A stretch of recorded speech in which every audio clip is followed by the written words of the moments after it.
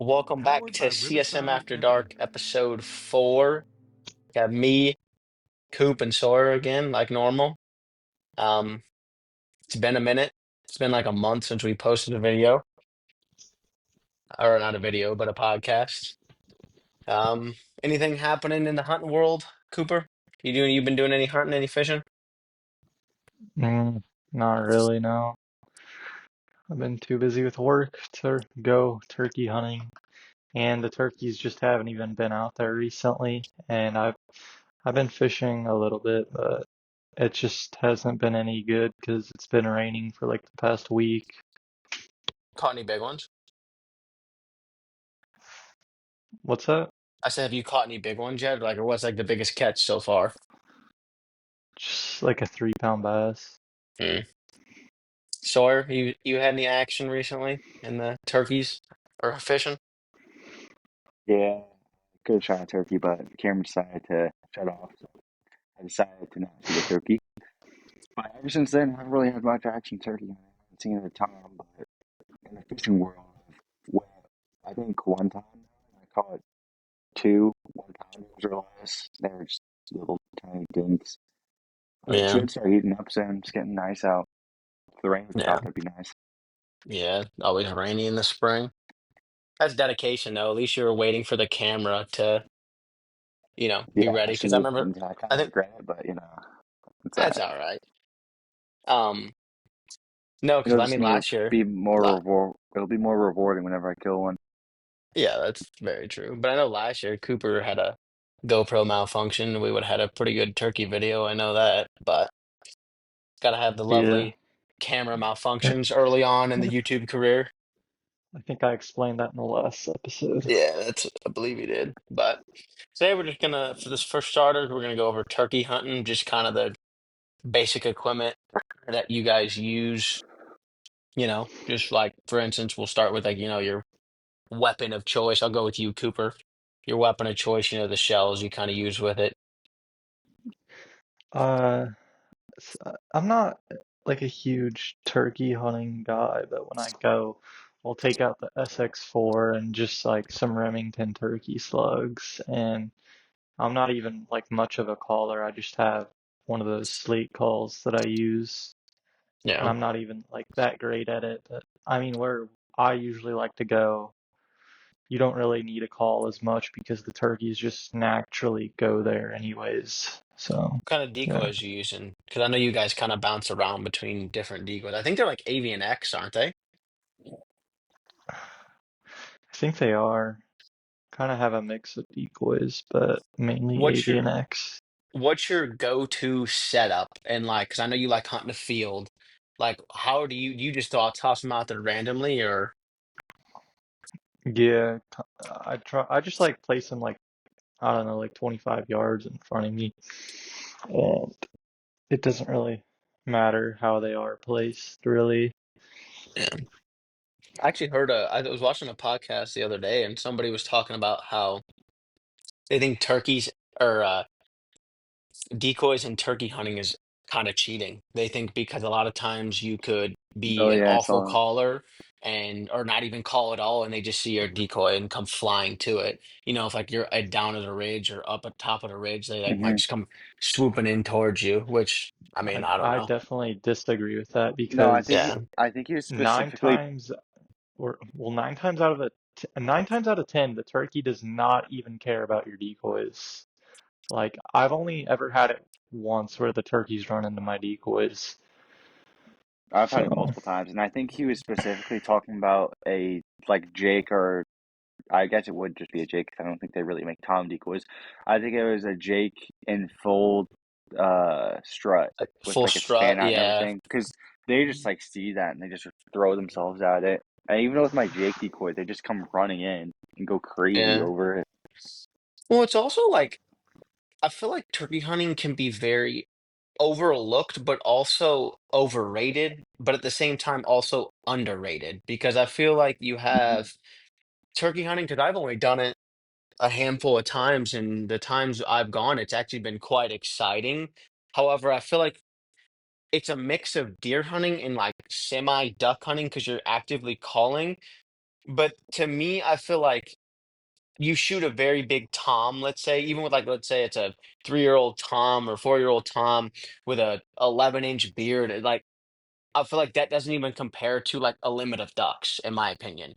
I feel like I'd Hmm. rather shoot a limit of ducks, or if you shoot a 150-inch deer, that'd be like I'd have to shoot 25 toms to equal a 150-inch deer. Yeah.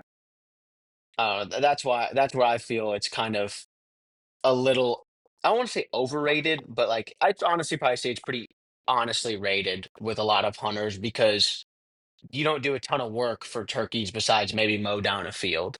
But I don't know because I know Yeah. Cooper, like Cooper said, like, he's not a huge fan of turkey hunting or not a huge big into it. Like we'll do it, but it's not because I know you love turkey hunting. Like that's your one of your favorite types of hunting. But I don't know. That's just my view on turkey hunting, and obviously I'm inexperienced, so I really don't have much say or much experience. But I don't know. That's kind of my experience with turkeys as so far. But Hmm. um,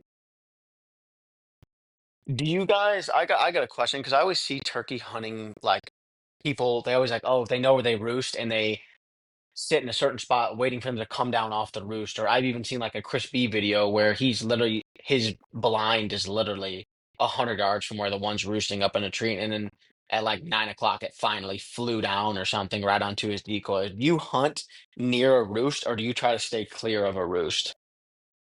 I try and stay clear of a roost because, I mean, unless you were there the night before and you pinpointed exactly where they are, it's too risky to walk in there and try and get near the roost because you really don't know where the turkeys can be exactly. Like, one situation is one time we tried to do that and we were walking because the turkeys like to roost on the river where we hunt. And we walked in and we were about like 80 yards from the river and we ended up busting a giant roost. Like we walked right under the roost and we busted like 20 turkeys off a tree Mm, like 30 minutes or 40 minutes before shooting light, and it yeah. kind of ruined our hunt because we suspected they were like right on the river, but that day they weren't. Mm. What about you, Sor? Are I'm you kind kind of of in similar? between Yeah. because it just depends. Because if the turkeys are, I usually just sit along the field like Cooper and stay out of their way. But if they're like way back there, then I might push a little bit back there. But I'll wait until it's like a little more light out so I can see where I'm stepping and stuff. So I'm not stepping on sticks and twigs and making noise. But if Yeah. they're back there a ways, then I'd rather at least give it a shot, trying to call them to come over to me than have them fly on the other side of the river and be over there for the whole day. Fair. I mean, I've even seen, like, I don't know, again, I don't know a lot about turkey hunting, and I know a lot of people don't have the luxury of hunting on their own property and they have to go to public land. But I know a big thing is, like, with turkey hunting is stalking. Like, literally, you call, Hmm. you hear them, and people will kind of like inch their way closer and inch their way closer. And that's one thing that I'd actually kind of be curious and like to experience because I feel like it's more of a deer hunting when you're kind of sitting in a field or you're sitting in a spot waiting for them to come out and you're like, okay, I know I've seen them here, waiting for them to come out. Whereas it's an interesting type of hunting where you would stalk them, you call at them, you're like, okay, they're over here. Let's kind of work our way that way. I know, I mean, I don't know if you guys have done much of that, but to me, that just seems a little interesting. And especially on public land, that seems extremely dangerous. And I don't even know if that's, I'm guessing it's legal, but that just seems extremely dangerous in my opinion. Yeah, But I mean, do yeah. you guys stalk at all or no? I stalk by sitting at a tree and watching Jake stack my decoy, but that's about it. I mean, we I mean, tried to, but it's hard at our place because it's completely flat, so you don't have, it's hard to make a move on a turkey because That's in the true. spring there isn't much brush to hide you anyways. That's I And fair. tried to stalk a tom earlier in the season whenever I, of course, slept in, and there's a turkey out there at 10 in the afternoon or 10 in the morning. And I went out there and he was in the field and I tried to stalk him. I tried to sneak up and I was like hiding behind trees and I'd get closer behind that tree, then I'd get behind another tree, get closer. But it's tough because when they're out in that field, they can just like see so Yeah. much. And whenever you're moving in the woods or something, it's just so easy to spot you with no grass or anything Yeah, to partially cover yourself.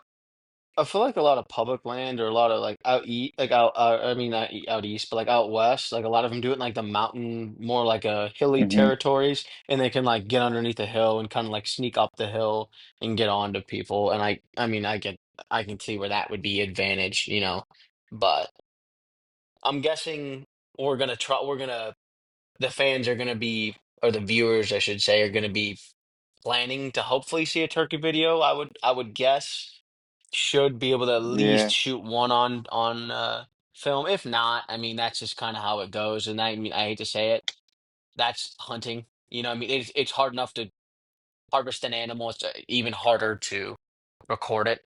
You know, especially if you're I mean, alone. yeah, even if I don't end up getting a turkey, which I'm gonna try my best to pump out a video and like get finish this up in like the next week and a half, because I start working the 12th, so I got about a week and Gotcha. a half until then. So I'm gonna try and get video pumped out, but if not, I mean, I got some really good footage, so that'd be cool to show Yeah, you guys even that. post some shorts or maybe even just some we can make like a clip video of it. But Hmm. all right, I think we're just gonna move on to the well, actually last question on turkey hunting. How would you compare turkey hunting this year compared to previous years, like numbers wise? Would you say good, bad, way better, way Oh, worse? I definitely say it's better. Last year we saw an increase in hens on our property, and we were doing some trapping. And this year, like all the hens, we've seen a lot more males. So I'm guessing the hens Yeah. had a ton of males, offspring, and we've seen a lot of jakes out there. And we've also seen quite a few hens. We've seen the bearded hen. She actually, I'm not sure if it's a like one that she had a offspring of, but there's another bearded hen that's out there, I guess, is what Gavin's saying. So that's Yeah. always cool. I remember me and Cooper, I think it was my first ever hunt. I was like, Cooper was like, "Oh, it's a bearded hen," and I had no idea what in the world he was talking about. I was like, a hen having a beard. I'm like, that doesn't make any sense at all. But I remember that was actually I'm pretty sure the first turkey I ever saw hunting. Yeah. But all right, we're gonna move on to some fishing because I know obviously, like you guys have said, haven't done a super great amount of fishing yet this year. It's still kind of warming up. The weather it likes to be extremely bipolar this time of year, and obviously, I'm not gonna do any fishing at the moment. But we'll start with you, Coop. Um, Hmm. just a simple like, what's your favorite fish to catch? You know, what's your favorite fish to catch all Um, time? Like, you just go out anytime, and I mean, perfect I mean, scenario. What's all your time it'd have to be largemouth bass. 'Cause it's really? just like the old reliable, really. Like if you Yeah, want to go that's have fair. fun and catch some fish, you're gonna go fishing for bass. What's your favorite fish you've ever caught? Like, is there a certain single fish that you're like, that's it, that's my number one. I feel like I'm gonna guess I know this one, but go ahead. Um, Is it that 50-pounder from the river? I was gonna it's probably gonna be like flatheads. Flatheads are really so fun that over the at the nine river. pound bass. I mean, well, I thought bass wasn't an option. Wait, No, are no, we no. It's talking like like, Any fish. any like are no. you talking What's about the my favorite? favorite catch? Yes, that's what I'm Like talking about. ever? Yes. Oh, okay. My favorite catch ever would be, yeah, the 9 pounder. Yeah, that's I thought you were nuts. like talking about like the most fun fish to like, go out and catch and like fight. Well, fighting's Like that'd gotta be, be like a flathead. That on the river is nuts. Yeah, that Like is yeah. I think nuts. that's undoubtedly like freshwater, a big old catfish is like those suckers dive like crazy. Hmm. Um, Yeah. Cooper, do you remember the story about like a quick? Can we get a quick rundown of how you caught the 9 pounder? Because I know it was a long time ago. Yeah, so I was like, I had to have been like, I don't know, like 11 maybe, 10 or 11. I, or it just feels like it was that long ago. I wasn't that old, but uh, we were actually turkey hunting that day. I still remember the day. It was April 2nd, so it was pre-spawn. All the bass were like fat. They were full of eggs, and we got done turkey hunting early that morning, and it was like maybe 9 o'clock. and we brought our rods because the fishing out there was always good. We went out on the John boat, and it was a pretty slow morning, but I I was using a spinnerbait, a big old white spinnerbait, and eventually I got like a huge hit, and I set the hook, and I like felt the fish, like it was just like the strongest fish that I'd ever had on the other end of my line. And I like knew that it was a giant, and I'm like, it's a giant. And my dad like didn't believe me, and I kept reeling in. And like we had the net too. He didn't believe me. He didn't even pick up the net. And then I had the fish about like 6 feet away from the boat, and it came up to the top, and it like you could see it flash by, and I just like remember him saying, "Oh my God, that's a whale." And then he grabbed the net, and he was able to scoop it up, and I was like, yeah, I was obviously really happy, and Yeah, yeah, snapped some that's a pictures and put it back. yeah, that would be a would you if you Story caught to that remember. today, would you get like measurements of it and mount it? Like not obviously not keep the fish, but like if you caught that fish today and you had the option to like measure it, you know, measure the width of it, take pictures, all of it, like 360 of it, would you get it mounted? Probably would, because around here, that's a really big bass. Yeah, I agree. That's a trophy for sure. I mean, even if you go down to like Texas and stuff, that's an absolute monster. I don't care what you say. Hmm. Like Yeah, over a 7 pound, even over a 5 pound bass is still a really nice fish, and over seven is crazy. And you're encroaching on the. I mean, that fish probably was almost 10, and it could have been 10, but yeah. it is what it is. All right, Sora, I'll go right over to you. What's your favorite fish to catch, and then what's your favorite like catch of all time? I'd say my favorite fish to catch is I do really like catching smallmouth and trout, even though I Mm, haven't really gotten to like fish for them that much, but just like catching them in fire. streams and stuff is so cool. I just really like experiencing that. But my favorite fish to catch would I probably would have to go with bass as well, since Yeah, I'm not sure if Cooper said bass or if he said flathead, but I'd have to go with bass yeah. just because it's That's like a it's the it's ditch not too pickle. difficult to it's not too difficult to catch them, and because you can catch them in various sizes. They don't really like stop growing unless you're Yeah. catching like a 10 pounder. But it's always fun to catch them. They always put up a good fight. And my favorite fish I've ever caught probably would have to be the giant crappie I caught at Oh the yeah. old farm. That old That thing farm was had massive. that was probably the most legendary fishery I think I've ever seen in the Yeah, world. for sure Honestly, was. that That I've place is insane. I Dude, and I mean, I caught that from the shore on the dam, and I just cast it, and I was using a little tiny jig. It was like half of it was like this grayish white with like sparkly flake in it with a like a chartreuse tail, minnow. and that's like my go-to. I always said that was my go-to. Casted that out there on some like PVC structure, and I just hooked into them. And whenever we got that in, dude, that was massive. It couldn't even fit in the like we had this scale to measure the length. It was like a It couldn't even 15 fit in inch there. It was too big. measuring thing too. Yeah. Yeah, it was nearing, Its definitely head nearing couldn't like fit 20 in it. inches. It was Yeah, nearing that's 20 it. inches for sure. Yeah. And it was like a I think two and a half pounder. it was close. I don't know what the state record is, but It was I like think it was three probably fourths of a pound close. off state record, maybe a half a pound. It was close. I bet you there's a And state record of some type of fish in there. I bet you it probably is, honestly. Probably of crappie, to be honest. Catch Well, and my question There's Avery is, was gotta out be. there.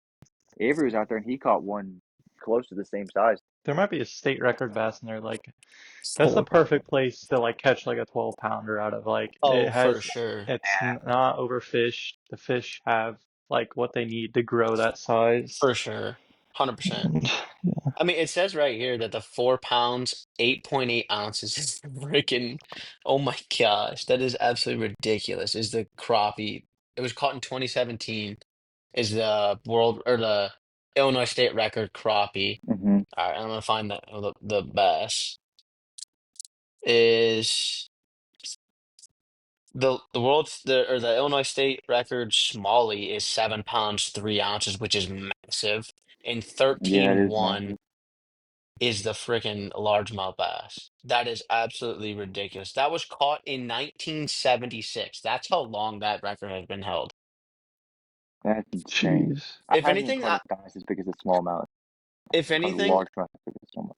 I've probably caught like a 4 pound smallmouth in Minnesota. That's probably the biggest I've ever caught. Nothing near that. But not trying to take a jab at, the DNR, but if anything, that kind of is crazy. Either A, there's a ton more fishermen nowadays and outdoorsmen, or we're doing something crazily wrong because all the state records are broke in the 90s, like, Hmm.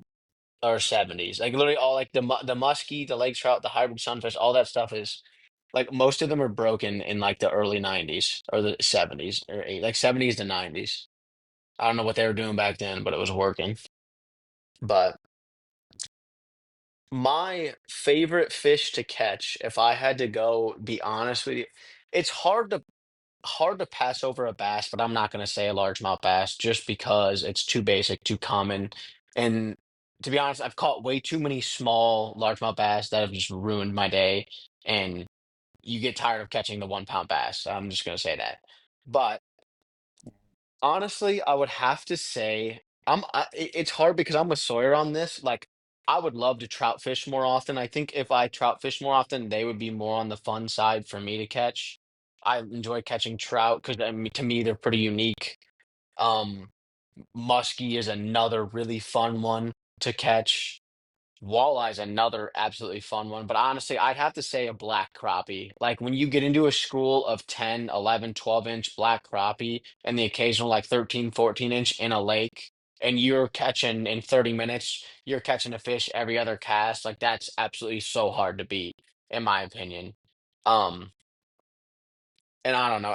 Be honest with you, I think they're the best to eat as well because bass don't taste good. But Yeah. I mean, you can make a bass taste good, but in my opinion, I think black crappie is the absolute best. And black crappie is 10 times better than a white crappie because white crappie have skinnier shoulders, and a 10-inch black crappie is equivalent to a 13-inch white crappie. So that's my opinion. But I would be okay with catching white crappie too.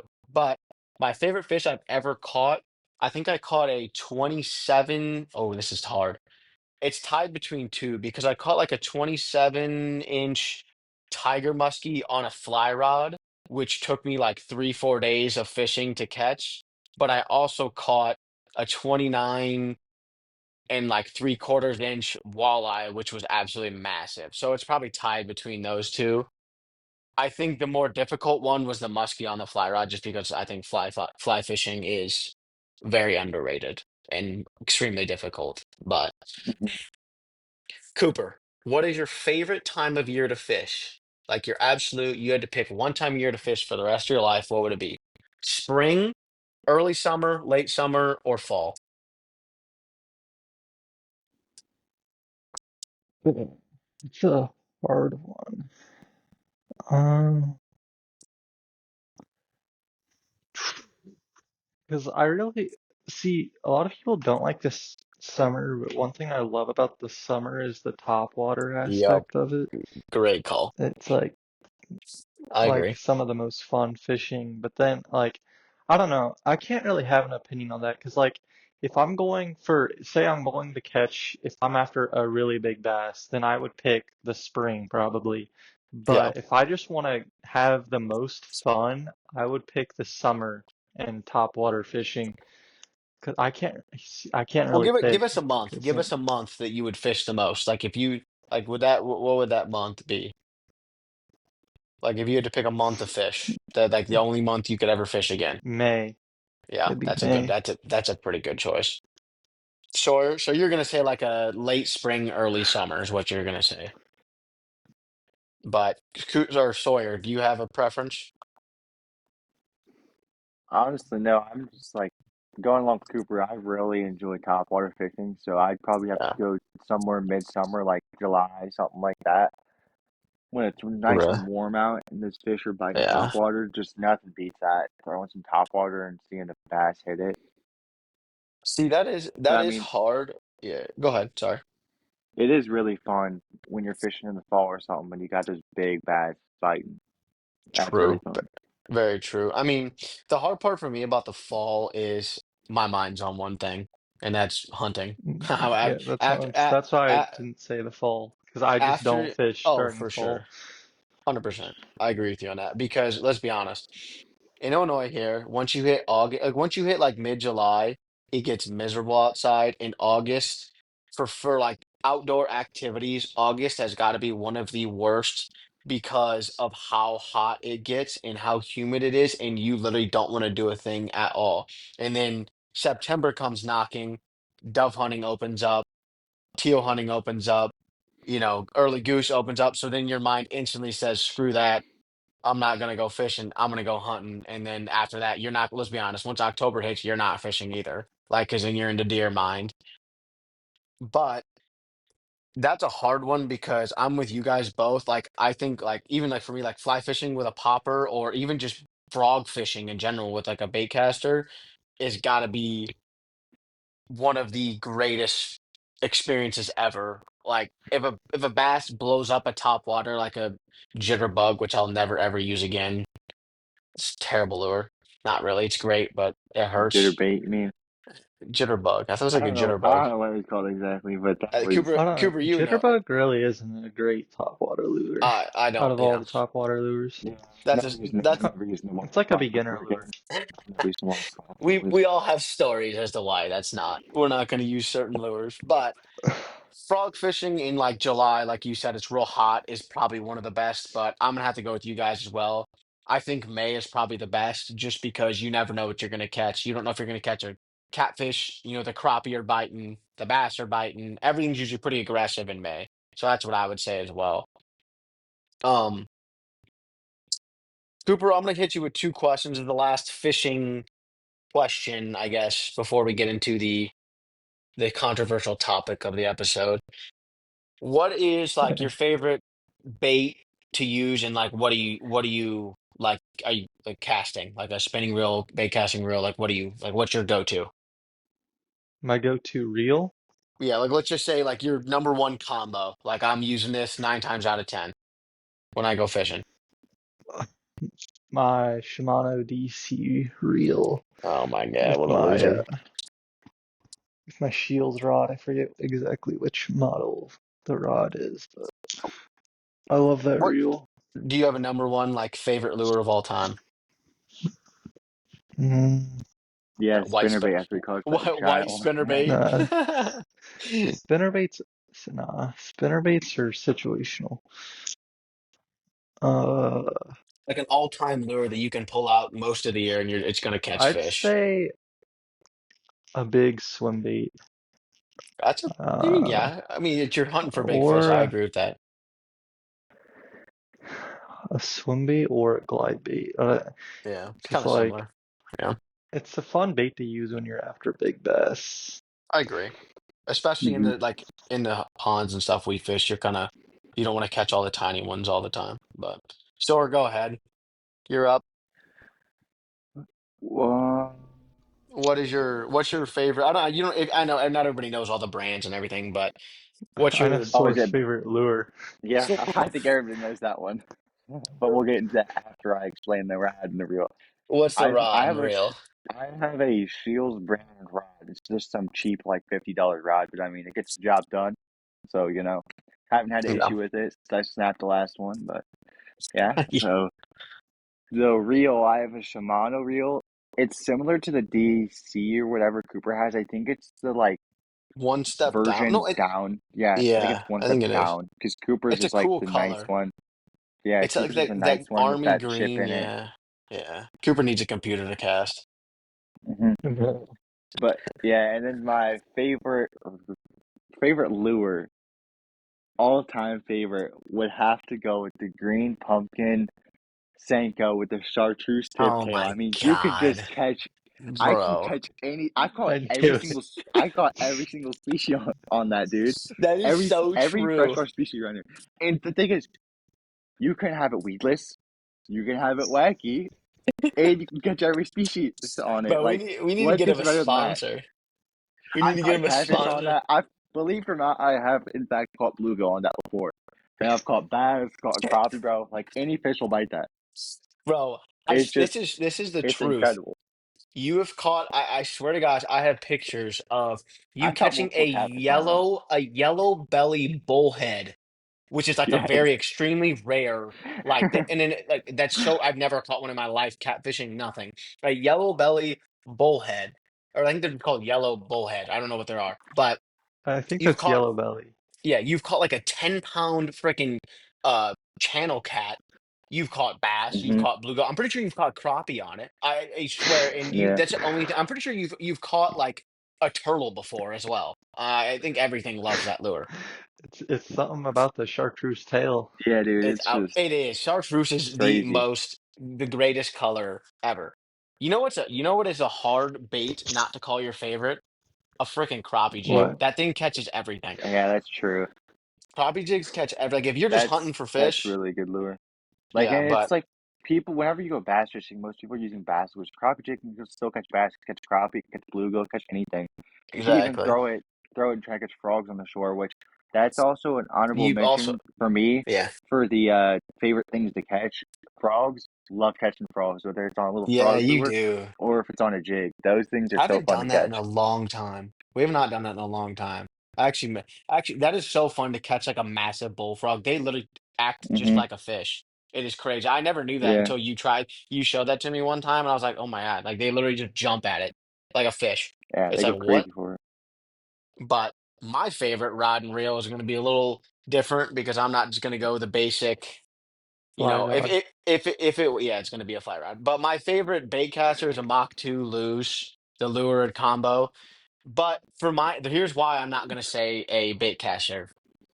A bait caster is such overkill unless you're catching over a 3-pound bass.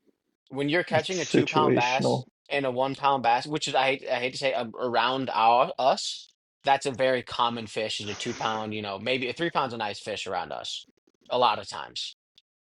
But for me personally, I'd probably have to say like honestly, my favorite is a 7 weight. It's actually a Ducks Unlimited version, like special edition or whatever, fly rod. And in my opinion, that is it's Mhm. like 15-pound line um, I can't think of the word right now, but whatever. And then I like using a popper on the end of that.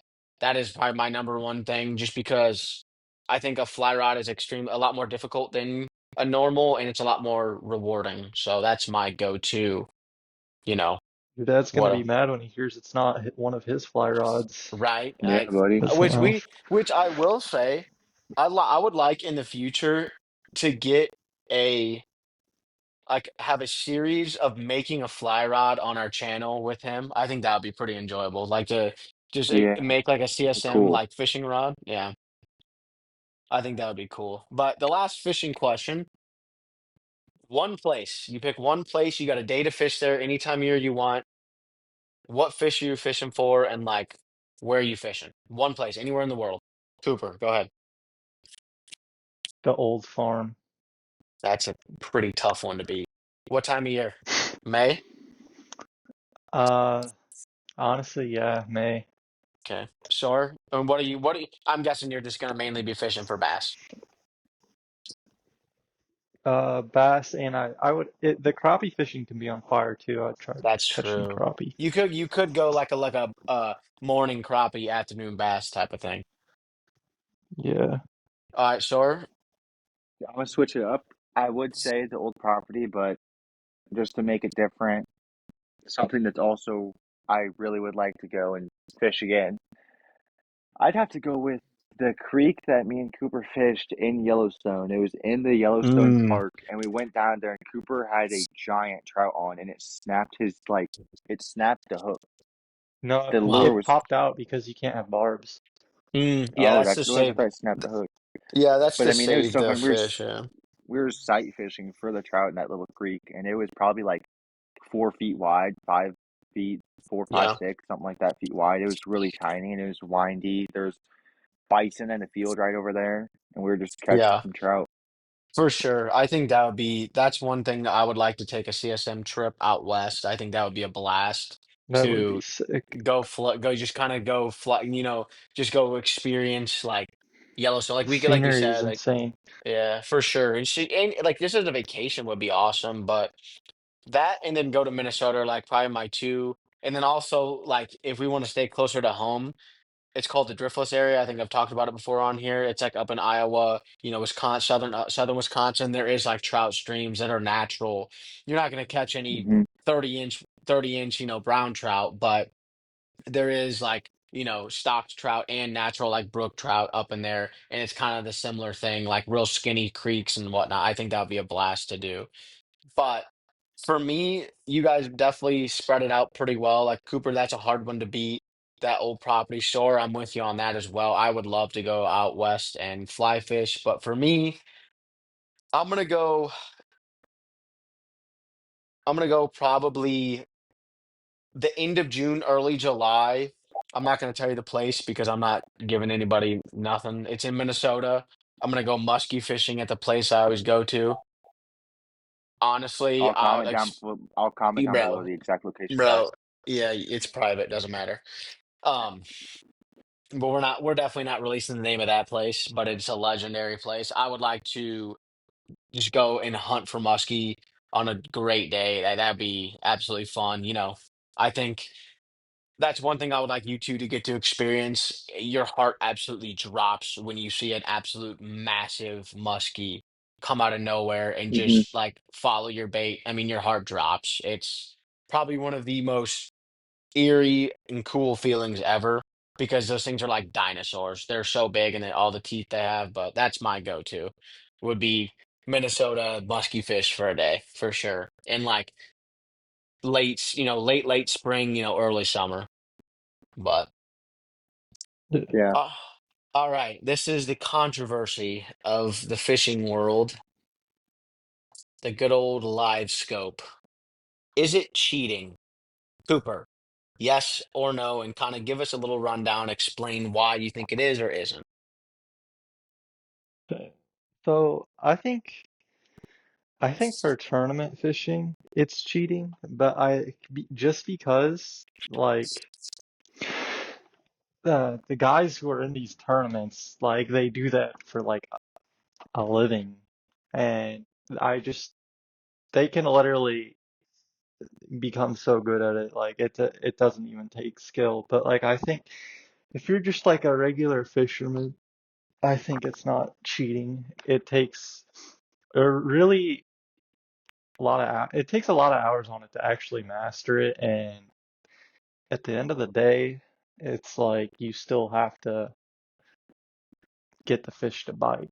So, but I think for tournament fishing, it should not be allowed for sure. Um, it's hard because I'm gonna agree with you a little bit, but I'm also gonna kind of disagree with you. I think I agree with you 100%. I agree with you on tournament fishing. I believe live scope takes a little bit of the fisherman out of you. I feel like it is became everything has became so electronic. Everything has became so like even speak of duck hunting. Jerk rigs are becoming more like less existent, and now it's became pulsators and spinning wing decoys. Like I know that's been up for a while, but I feel like everything's became so electronic based that I feel the true like natural hunter or natural fisher are kind of leaving, and you're relying on electronics to tell you everything. Like you go up to a thing and like, oh, is there fish here? Yes, no, okay, leave. Which as a weekend angler, let's say you hunt, it's your one weekend a month that you get to hunt. Of course, I understand it. You want to catch fish, you want to have fun, go for it. But I think it takes away from your fishing skills. And now, don't get me wrong, if you take a random fisherman who has never used it and give him all the live scope, the best stuff in the world, he will not be able to catch fish that day with that live scope. It takes a year, it takes a skill, it takes a lot of like people always say live scope takes about a year to learn. And I'm sure that's very true. Hmm. So it's like there's no way you're gonna be able to just get it, buy it off the box. Oh dang, I'm catching a limit of crappie or catching a 5 pound bass every time I cast. That's just not the case. But I think we need to start limiting it because I think we're getting a little bit out of hand, in my opinion. So, Sora, what do you got to say on it? Do you think it's cheating? I think it kind of falls on the line of cheating and not cheating. And I'd say that because, I mean, like Cooper was saying, it's kind of like it's all based off if the fish wants to bite it or not.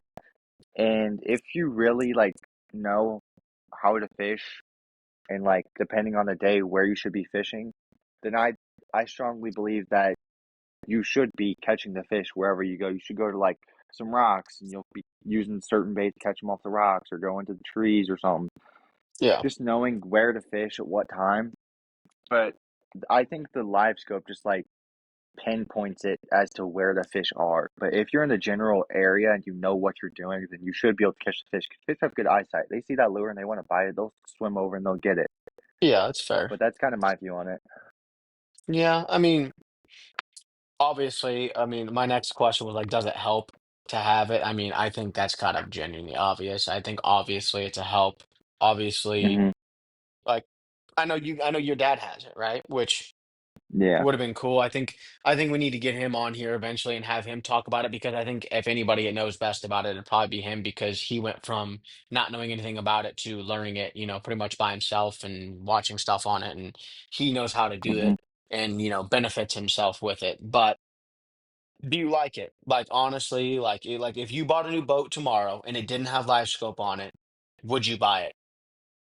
Like Cooper, would you buy it? Now that I've used LiveScope, I could not imagine fishing without it because it's like Really? such an easy tool just to See, He's a go noob.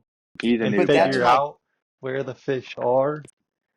And but like see to like me I that's the want to know problem. that fish are there, Fair. and like, not waste my time in a spot where the fish aren't, you know? But that exactly it right there. That's like I'm not there's nothing against it because that's exactly what every person ever who buys a live scope is doing it for.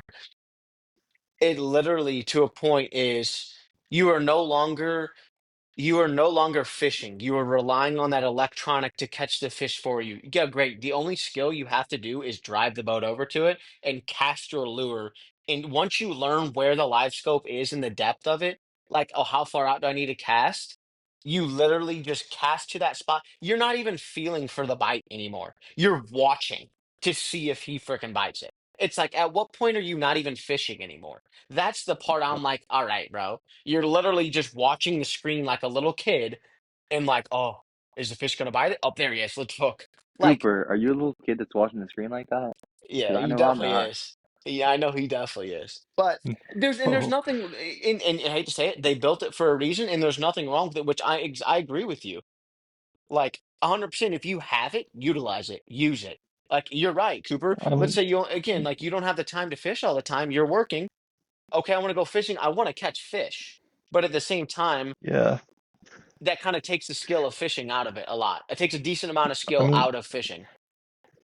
yeah. Not all, but a little I mean, bit. You that's why I can, think it shouldn't be in tournaments too, because I mean, these guys are gonna get it down to a T. Like I've literally watched it. Like if you ever see these guys in tournaments, they're looking at their live scope and they can cast it right on, like literally to a fish's lips. yep, yep, I agree. And I think if it's just like an average fisherman like us who just want to go and enjoy a day on the lake, Yeah, I and mean, I my don't think it's a huge deal.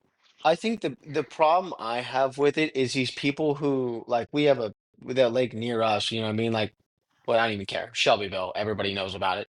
Um, literally every day, like you see people catching countless fish out of there, and I personally think this would be a thought, an idea tossed up. Lower the limits, not by a ton, but like if you can keep 15 crappie, okay, lower it to 10 if you have a live scope. Because I think that's Hmm. kind of BS, in my opinion that you're rewarding these people for now they're pinpointing so you don't even have to know okay I know a fish is going to be on structure well no kidding everybody knows that or oh the water's this temperature okay the fish is going to be around this area like Sora said if you know the general area which is not hard to know as a fisherman but these people were catching, like, let's say you have, two people on your boat and you can keep 15 crappie. Okay, that's 30 crappie. How many people are doing that day? At what point does that hurt the fishing numbers because of how many fish you're taking out? Because now you're pinpointing Yeah. every single location they're at. Now, for bass fishing, musky fishing, smallmouth fishing, you're just catching them and releasing them. Who cares? I get that. Who cares? But I kind of have a little bit of an issue. I think they should lower the limits for the people that have life scope on your boat. You should take a little bit of a penalty because you're using that electronic, in my opinion. Hmm. Or just Like, make it like you can only take like 12 inches or something. yeah, you know what I mean? Just make some type of rule that like if you see out a life scope, that is fine, but you have the benefit here. Now we're gonna put a little bit of a governor on this because I don't know. But so you're saying you bought a new boat tomorrow, you would spend the 4 grand and go buy a live scope, put on your boat. Yeah, That's yeah. I mean, honestly can't imagine fishing without it now. that's fair. Sawyer, what would you if you now here's my question. I'm not saying without electronics, because I'm gonna ask Cooper, I'm gonna ask you this, and I'll ask Sawyer. Now you have like side imaging, down imaging, all that stuff that has like been around for a while. That's not like a like not like a video game where you see every live action. Could you be fine with that stuff, or would you have to have live scope? You need the live scope. I could use that stuff. I I mean, mean, because that stuff's not cheap either, but it's nowhere near the same price. Like literally, the transducer is like over $1,000 just for the not even the screen, just the freaking thing that reads the live scope. But Sawyer, what would you do? Would you put one on your boat, or would you just buy a basic graph for like 500-600 bucks instead of spending the 3-4 grand? I think I would just buy the basic graph because I'm more of a like fish along the shore type of guy. I'd rather try Yeah, and fast fish and fish along the shore than go and try and find some structure and sit on it and try and catch some crappie. That's what I do. I'd rather cast along the shore and yeah, go along the shoreline for trying to catch bass bass. fishing, I think you don't need a lot live scope as much Well, as you you could I do have a for agree. crappie fishing. you'd have live scope, so you could use it for bass or crappie, Cooper. Yeah, so yeah. So you'd Well, be I yeah, good. mean, but my I thing I is, wouldn't really use it as much for bass. I'd only really use it for crappie to find crappie. yeah, I feel like the schooling fish is a lot easier to, it would be a lot more beneficial. But I mean, personally, if I had the money, I'm gonna be honest with you. If I had the money and like it wasn't a problem to me, like let's say I put away $40,000 to go buy a boat, and like I bought a $20,000 boat and I have money to spend on it. Sure, I probably would buy it because, like you said, if you have it, it's going to benefit you. I mean, do I 100% agree with it? No, but at the same time, why are you going to put yourself at a disadvantage if other people are using it? Because you're instantly, if you don't have Yeah, it, you're a lot of times are at a disadvantage if you're crappie fishing, if you're, doing something else. So honestly, it's kind of weird because you might be like, oh, you're a little like kind of a hypocrite, but if other people are using it and it's not a big deal to spend the money on it, like it's not, it's nothing, and you have the money, I personally would get it. I'd be like, okay, sure, I'd learn it. You know what I mean? Like if it's gonna benefit my fishing and it's legal and it's allowed, of course I'm gonna use it. It's just like duck spinners and pulsators and all that stuff. Like if it's legal and I don't mind spending the money on it and it helps me kill ducks, why not? So it's kind of that's where I find a big negative in it is it's legal, and so why not use it? I guarantee you there's a lot of people that are like that, that are like, you know what? Like I don't care about spending the money on it, so I'm gonna buy it because it's gonna help me catch fish. I don't agree with it, but I'm gonna use it. And that's kind of where I would be. yeah. But There was also, which I read something I thought it was funny. There was a like a pro fishing tournament for bass, and this guy's live scope broke, and he didn't end up catching any fish because that's like yeah, people that's get a big thing. so focused on the live scope, and it'll be like the only tool they use, and if they don't have it, then can't I catch mean, fish. I would 100% agree with you. I mean, there's a lot of controversy I know in the Bassmaster stuff, which nobody watches anyways, and that's my opinion on it. I don't really care, but there's a lot of whole thing going on where it's like all these people are like, oh, none of these rookies or any of these younger guys would ever catch any fish if it wasn't for the live scope. And there's like a whole debate on, oh, yeah, they would, no, they wouldn't, which honestly, I don't think they would catch half the amount of fish they do if it wasn't for the live scope. Yeah. But I mean, Yeah, I agree with that. Yeah, I definitely don't think it I should don't be know. in tournaments. I think tournaments it really has to come down to natural skill and not like I agree. I'm gonna go even further to say I don't think you should really be permitted to use any electronics besides like you define the depth in a Well, but fishing that's why tournament. that's why I think I like the down imaging and side imaging because it just shows you where structure is. It doesn't like it doesn't say like, oh, there's fish over here. It just says like, oh, underwater there's a tree down here. I don't feel like that's cheating because you still have to cast it in the right spot. I mean, Yeah. which you Yeah, could argue be like that's cheating too, but 'cause I'm sure 20 years but ago when then that came out, people were like, oh, that's cheating, but here we are. You know what I also mean? whenever like people started using boats and stuff, people be like, "Oh yeah, boats are cheating because you're on a boat to fish the middle of the pond." Like, is that cheating too?